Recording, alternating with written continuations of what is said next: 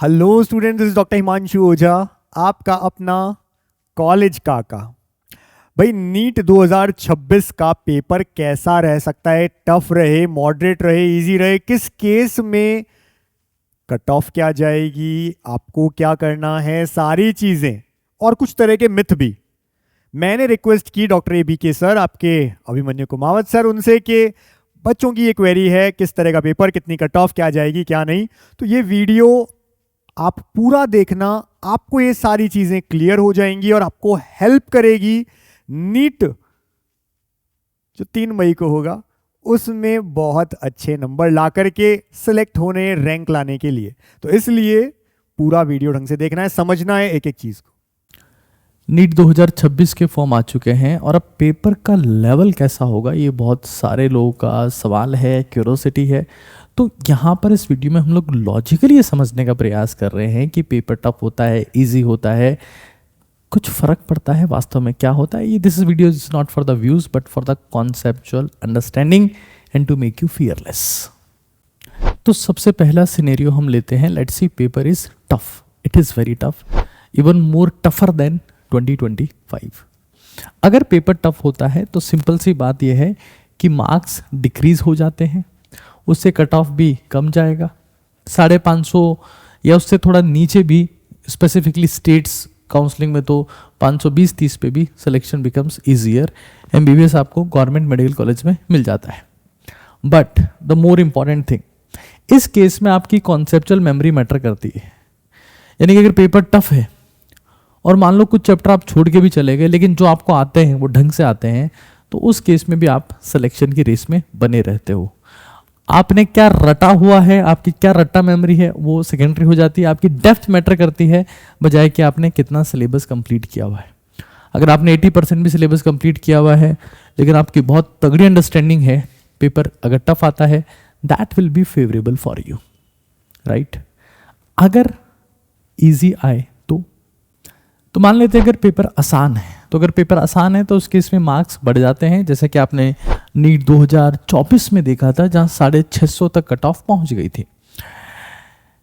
Obvious सी बात है, cut off बढ़ेगी, मेमोरी स्पीड और एक्यूरेसी ज्यादा इंपॉर्टेंट हो जाते हैं और सिली मिस्टेक सबसे बड़ा विलेन बन जाता है, क्योंकि सबको लगभग सब आता था लेकिन सिली मिस्टेक्स की वजह से सिलेक्शन नहीं हो पाया। ये 2024 वाले बहुत सारे स्टूडेंट्स के वर्ड्स थे, बिकॉज कट ऑफ 650 तक वहां पहुंच गया था। अब इस केस में आपकी रीच मैटर करती है कि आपने कितना सिलेबस पूरा किया हुआ है, चाहे आपने सुपरफिशियली पढ़ रखा हो, बिकॉज पेपर इज इजी।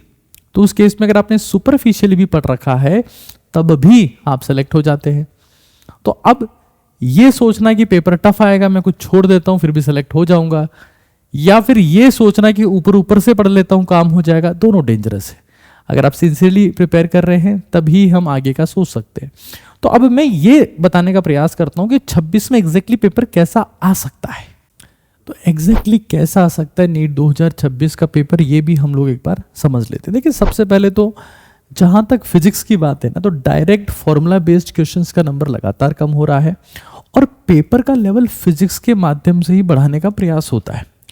हर साल नीट 2025-24 जो भी एग्जाम हो रहे हैं, कोविड के बाद थोड़ा डिक्रीज हुआ था लेवल, बट फिर से बढ़ गया है और मुझे लगता है कि बढ़ता ही जाएगा, डिक्रीज होने की संभावना कम है। तो मुझे लगता है कि मॉडरेट टू डिफिकल्ट फिजिक्स रहेगा, यानी कि आप नीट 2025 के आसपास का उसे 10% थोड़ा इजियर साइड में या 5% थोड़ा सा लेंथियर साइड में मान सकते हैं। ज्यादा कुछ धूम धड़ाके की उम्मीद यहाँ पर नहीं है। मतलब paper will be again moderate to difficult, specially physics, वो इसको ईजी नहीं करेंगे, कभी भी नहीं करेंगे। जहां तक केमिस्ट्री की बात है, कॉन्सेप्चुअल ऑर्गेनिक, स्पेसिफिकली जो रिएक्शन मैकेनिज्म बेस्ड हो, ना कि वुड्स रिएक्शन पूछ लिए बिल्कुल सिंपल सी, ऐसा नहीं आएगा। गुड क्वालिटी क्वेश्चंस होंगे फिजिकल केमिस्ट्री में जो आपके कॉन्सेप्ट को चैलेंज करेंगे। हाँ, इनऑर्गेनिक थोड़ा PYQ बेस्ड ही रहेगा कि जो NCERT बेस्ड चीजें हैं, वही टी शेप, वही सीसो, ये ज्यादातर चीजें वहां पर। बायोलॉजी थोड़ा लेंदी करेंगे, biology will be more time consuming, हालांकि NCERT बेस्ड होगा biology, but that will be more time consuming. और मैं हमेशा मानता हूं कि नीट में आपको नॉलेज की कमी से आप बाहर नहीं होते हो, आप हमेशा टाइम की कमी से बाहर होते हो और वो यहाँ पर कंज्यूम हो जाएगा। तो टाइम आपको मैनेज करना पड़ेगा। अब मुद्दा ये है, क्या ये इतना ज़रूरी है पेपर के लेवल को डिस्कस करना, कैसा आएगा कैसा नहीं आएगा, या फिर ये सब फर्जी बातें हैं? इसको भी हम लोग एक बार समझते हैं। देखिए सिलेक्शन को लेकर और पेपर लेवल को लेकर क्या क्या मिथ है। कई लोगों का ये परसेप्शन है कि अगर पेपर टफ आएगा तो मेरा सिलेक्शन नहीं होगा, मुझे सीट नहीं मिलेगी, जबकि सच्चाई ये है कि पेपर का लेवल टफ होने पर कंपटीशन नॉइज साइलेंट हो जाता है, लोग बाग चुप हो जाते हैं, और जो अच्छे से प्रिपेयर करते हैं वो लोग इजीली इस केस में सेलेक्ट हो जाते हैं। मैं एक बिल्कुल बेसिक फॉर्मूला बता रहा हूँ आपको केमिकल काइनेटिक्स का, कि सिलेक्शन केमिकल काइनेटिक्स से नीड सिलेक्शन का, कि सिलेक्शन डायरेक्टली प्रोपोर्शनल टू है प्रिपरेशन की पावर 1, मतलब इसके रेस्पेक्ट में तो फर्स्ट ऑर्डर रिएक्शन है, लेकिन पेपर लेवल के रेस्पेक्ट में जीरो ऑर्डर रिएक्शन है, नहीं पेपर का लेवल मैटर नहीं करता, it's a game of preparation. अब सर तैयारी कैसे करें, तो एक हेल्थ टेस्ट सीरीज हमारी ऐप के ऊपर चल रही है जहां मैं 5000 के आसपास सवाल आपको करवा रहा हूं बहुत ही कम प्राइजेस में। आप नीट कागज ऐप को डाउनलोड करके उसको देख सकते हैं।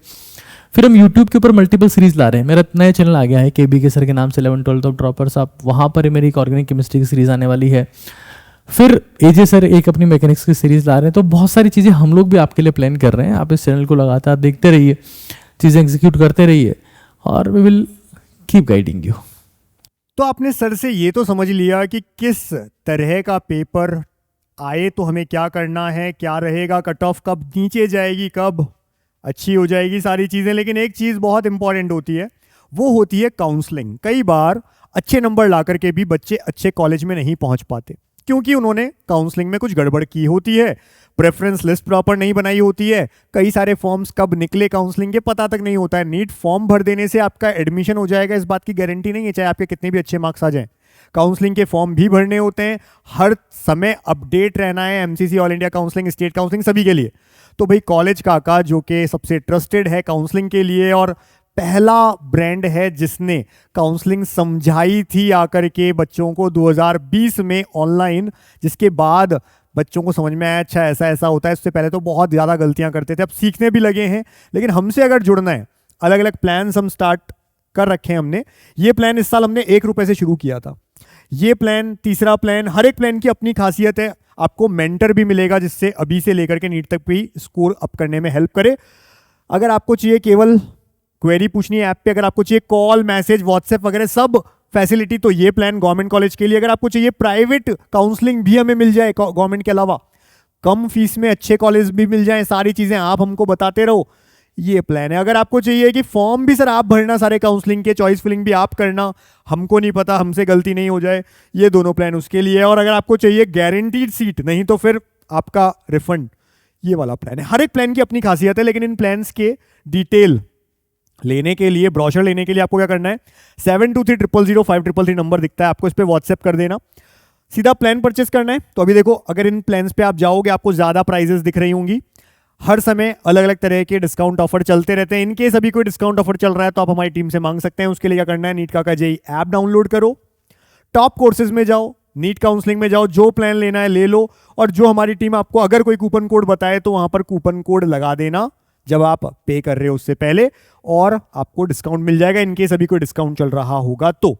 इसके लिए 72300533 नंबर है, इस पे व्हाट्सएप करिए, लिख दीजिए नीट 2026 या नीट पेड काउंसलिंग 2026, जो चाहें लिखेंगे आप, हमारी टीम आपको हेल्प करेगी और लास्ट राउंड तक प्रॉपर एडमिशन करके कॉलेज में भेज देगी आपको।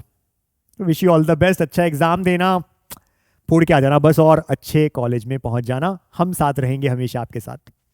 Wish you all the best, thank you.